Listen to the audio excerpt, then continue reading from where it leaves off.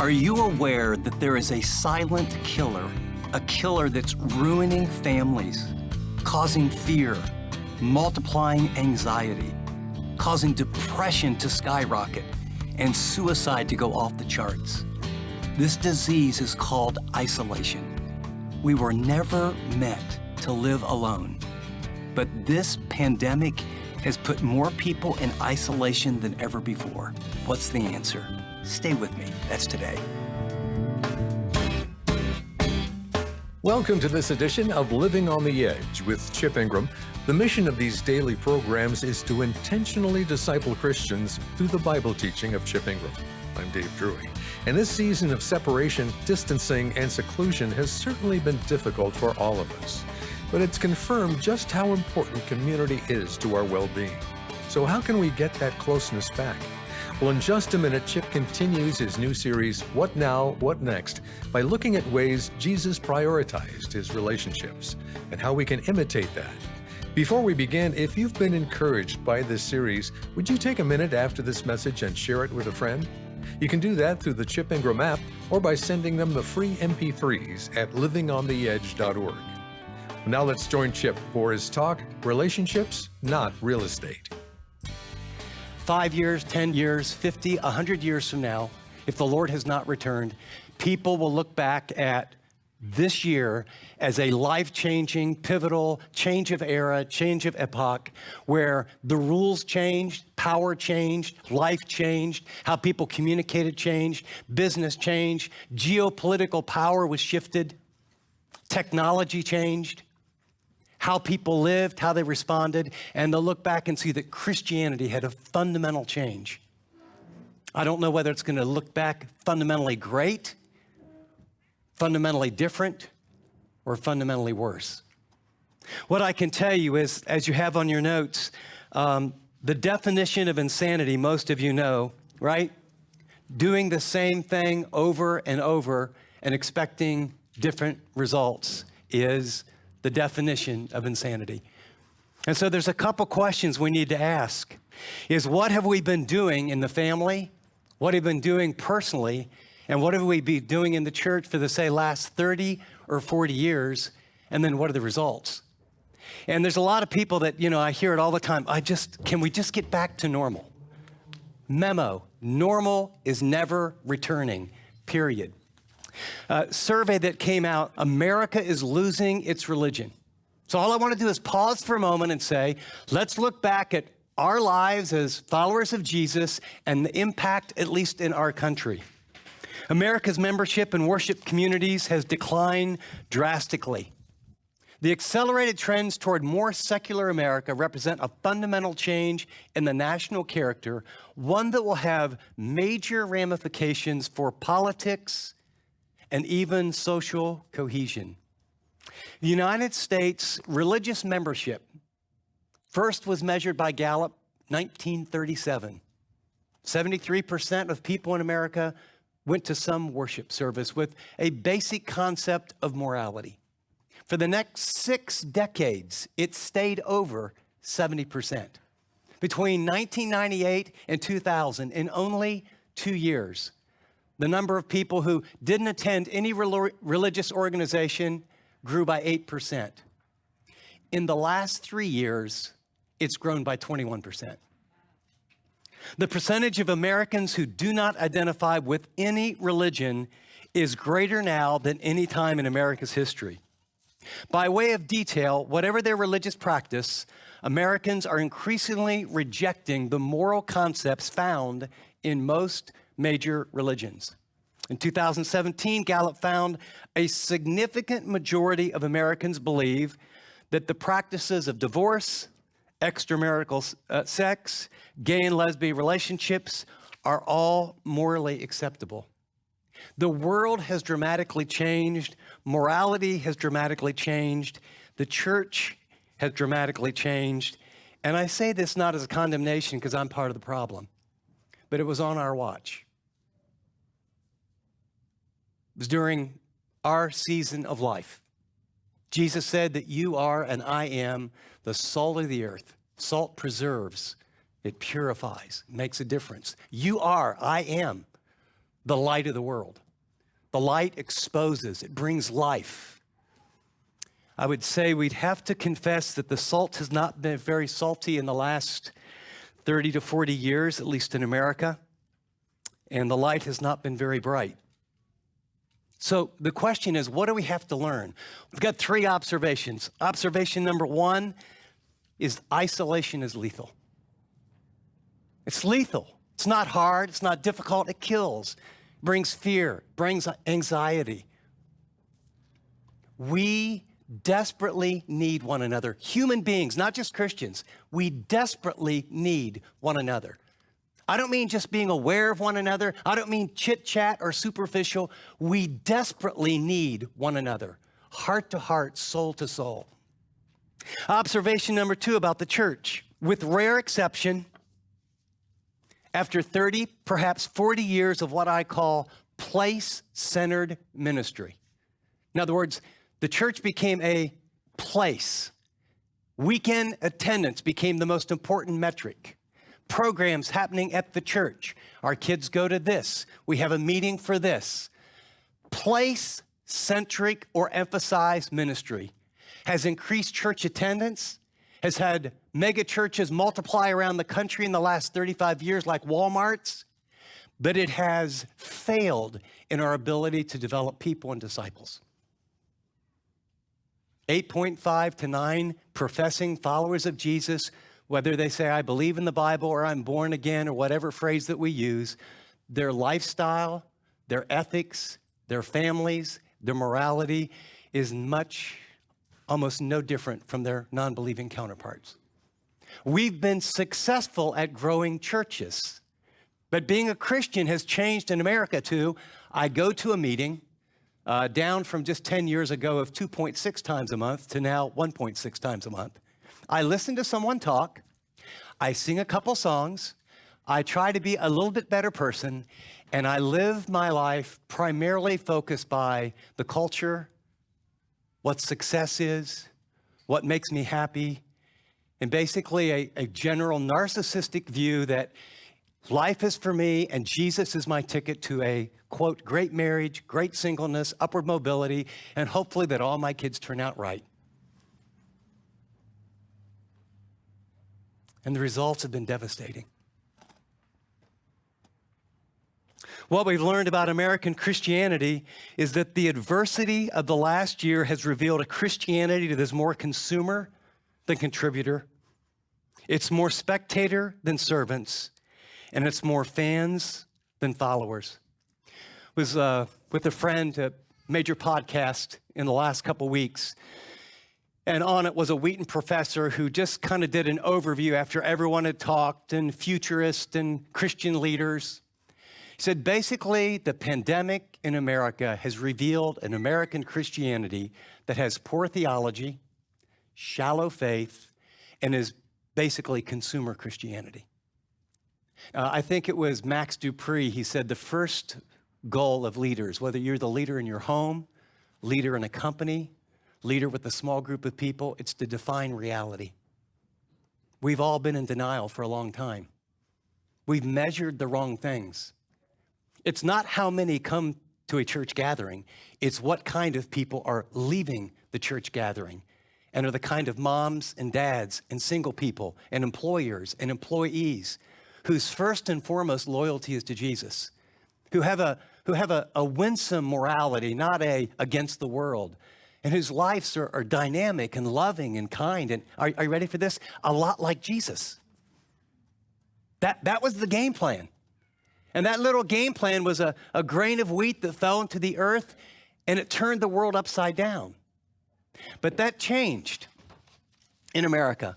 And Jesus became a means to the end, a means to make us happy, a means to be fulfilled. It happened gradually. And it's very interesting. Max Dupree said, once you define reality and know where you're at, now you're in a position to make a change. This pandemic has been devastating in many ways, but I think there's one silver lining. It has been the greatest wake-up call that I think we've ever had. I don't know how you're living. I don't know how you were thinking, but whatever you were and however it was, this is a moment to say, we can't keep doing life the way we did it in the past. That's true for us individually, it's true for families, and I think profoundly it's true for the church. So what must our perspective and practice be moving forward? Are you ready? Got a few words for you to fill in. Number one is our focus. Our focus has to be Christ, the very person of Jesus, not causes. And by causes, I don't mean just the sex trade or foster care or racism, all very important causes. I mean causes like, am I happy and is life all about me? First and foremost, Jesus calls us to himself. The Apostle Paul would say, I gave up everything. More than that, I've considered the loss of everything as nothing, as superfluous, as rubbish compared to knowing Christ, my Savior. The passion of the early church was that they would know him, enjoy him, worship him, follow him. Jesus can't be a means to anything. He is the end. So our focus is on Christ, Romans 12, 1 and 2. A surrendered heart, a surrendered life is the channel through which God's biggest and best blessings flow. Second is not just our focus, it's our response. Our response in this era has to be on healing, not hostility.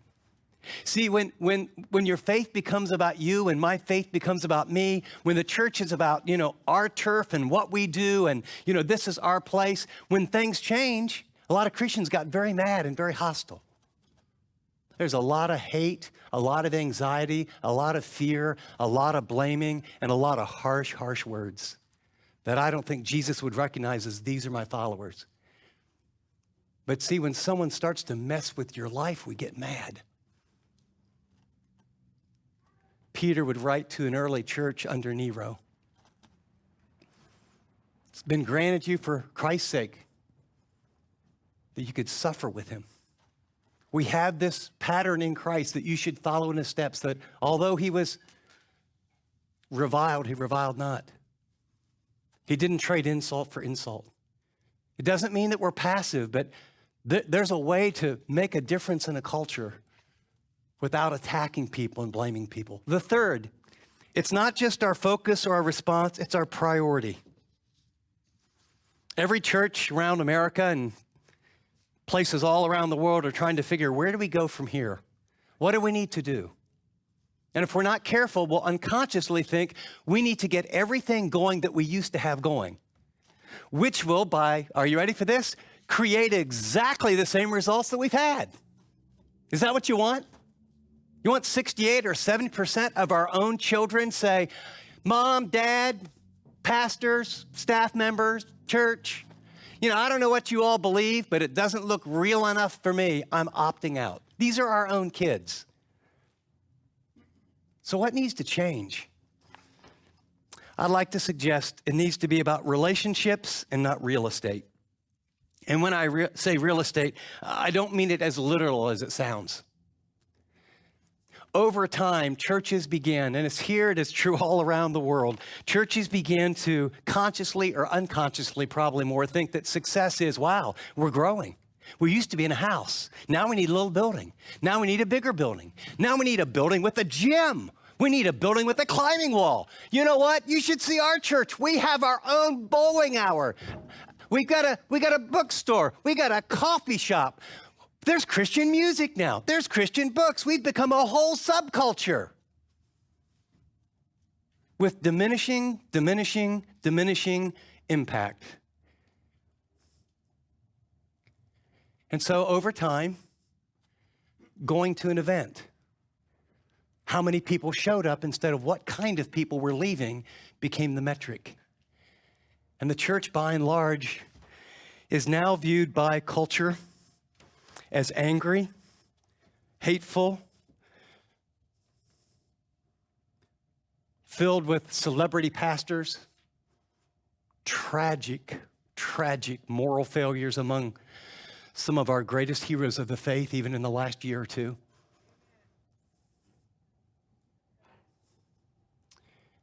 We're in a situation where we need to make a U-turn, and our perspective and our practice about what will move us forward has to change. It can't be just about, well, now we can meet again. Now we can have our meetings. Let's get our kids in little groups. It's got to change to relationship. Why is this so important? Let me give you an overview of why relationships matter than location, than size. Jesus' example. In Mark chapter 3, verse 13, he prayed all night. And after he prayed all night and he got a word from the Father, he chose 12 that they might be, here's the two words, with him. When Jesus wanted to start a revolutionary movement, he didn't start a publishing house. He didn't start a school. He chose people that would live with him. They would eat together. They would walk together. They would pray together. They would laugh together. They would work together. And those men changed the world, they and their families.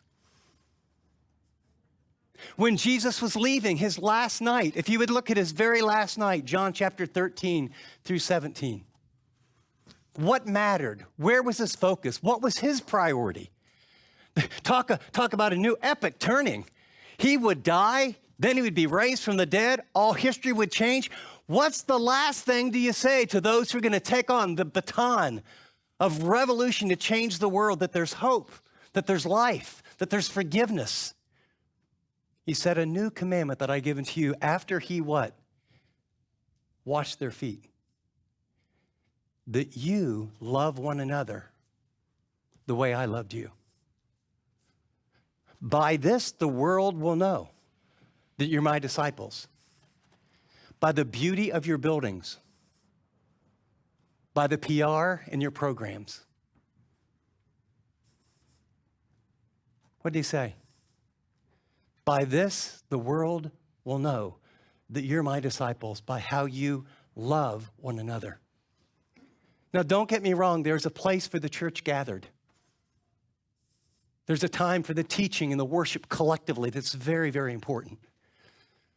But the world will see the reality of Christ by radical, other-centered, sacrificial relationships that happen 7 days a week. Not by just another group that has a weekly meeting that everyone gives sort of a tip to their time instead of it being the core of your life. Jesus' example, Jesus' command, and I think the testimony of the early church. When you look at this tiny group of 12 and then 120, and then we have Pentecost, and yes, they had supernatural power, but the Bible says the same power that raised Christ from the dead, it dwells in me, a follower of Jesus. It dwells in you if you know him personally. There's power to overcome temptation. There's power to respond good with evil. There's power to love people you don't like. There's power to give away time and energy and money that you're so afraid that if you do, that you won't have enough for you. That little church, Acts 2, 42 to 46, what? They met together from house to house. They ate meals together. They shared the Lord's Supper. They prayed the prayers that Jesus taught them. And it says that the Lord added to their number daily. And they had not a bad reputation, but they had favor, both inside and outside the church, because they were this radical, loving community. They became the community that when the babies were left in the trash heaps, the Christians would go and get them. Because I just didn't think because a man or a Roman father who had the right to say to a kid with a cleft palate or to a girl because he wanted a boy, kill it. Because they cared about life. And when the three major diseases that in the first 150 years of the church, they're massive pandemics. Historians tell us that the Christians stayed in city and the wealthy and the affluent went to the mountains. Hundreds of thousands of people in major metropolitan areas, they all died. And the only people that stayed in the cities were Christians who survived, or non-Christians who were ministered to by Christians who refused to leave. And in the annals of church history, they're called martyrs. It was their outflow of love and an eternal perspective that said that life is more than about us. The Spirit of Christ produces the life of Christ and the love of Christ inside of us, and we have to share it. But we can't do it alone. I would suggest that the historic movements of renewal have all been marked by this renewal, this rediscovery of life together. It was Bonhoeffer, remember? When the organized church went with Hitler because it was convenient, Bonhoeffer started a little community, life together. It was the Moravians at another time in history. It was Wesley at another time in history. It was a closed country, much like Japan, and there was a little small group movement that started in Korea that mushroomed. Spent a lot of time in Korea, and now amazing missionaries sent all over the world. But it starts with people committed and doing life together in authentic relationships. When Jesus set out to revolutionize world history, notice the bottom. He did not buy a building, offer classes, or start a school. He created, listen carefully, an authentic community of life-giving relationships that offered, notice all of it. We like the first couple. That offered love, support, learning, accountability, and sacrifice to accomplish his mission. Chip will join us here in studio with his application in just a minute.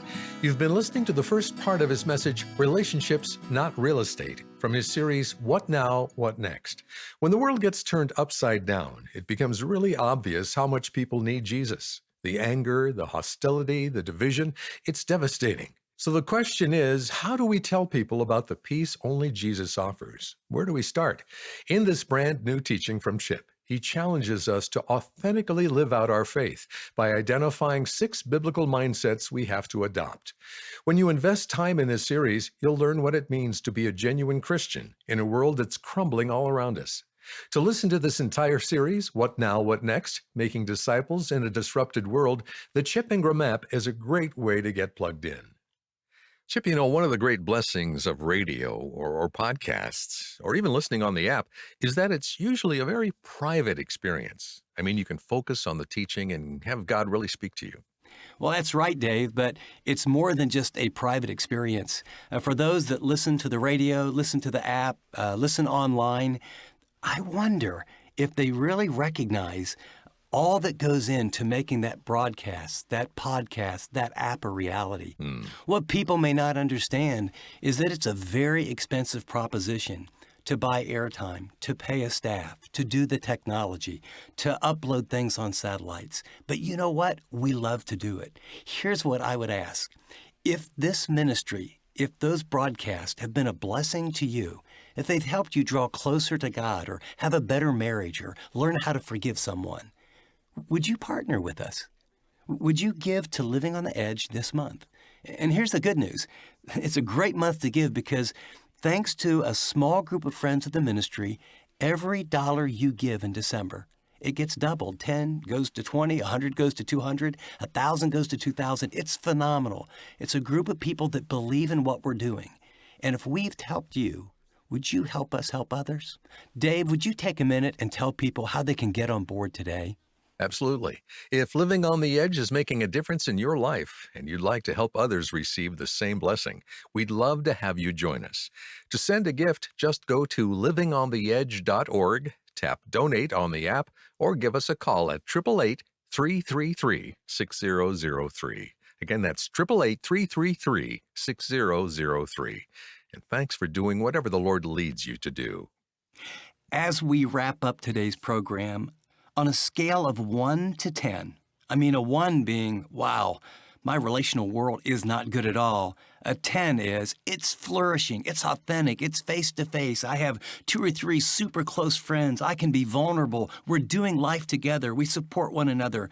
Where is your deep, authentic relational world with fellow brothers and sisters in Christ? And I mean beyond your family. I mean the church, the body. See, what I've observed is, we had to do things for a while. It was online church. And what I've observed is we went from online church to, instead of participation, it was like observation. And then pretty soon it wasn't online church when it actually met, but I'll kind of watch it when I can get it, because it was sort of like online church on demand. And then pretty soon we're not eating with one another. We're not sharing deeply.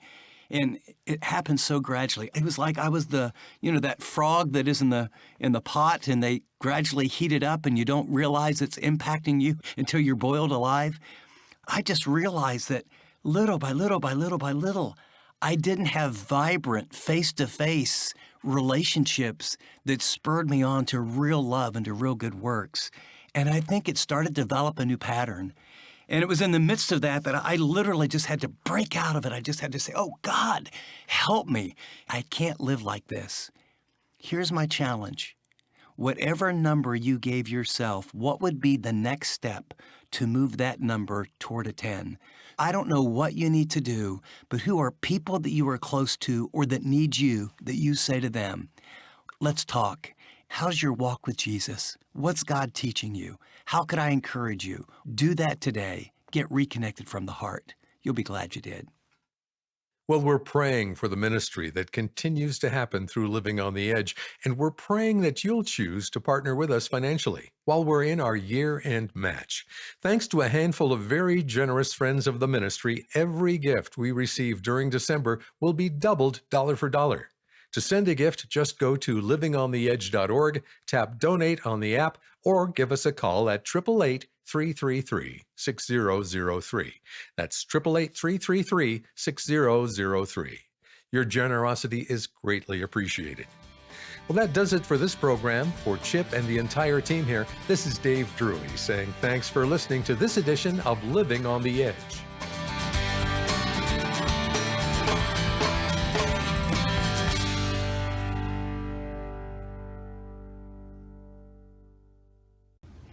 Thanks so much for watching this video.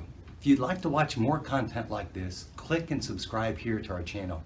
And by the way, if you'd like to know more about Living on the Edge, find out about more resources, maybe get on the mailing list, go to livingontheedge.org. See you next time.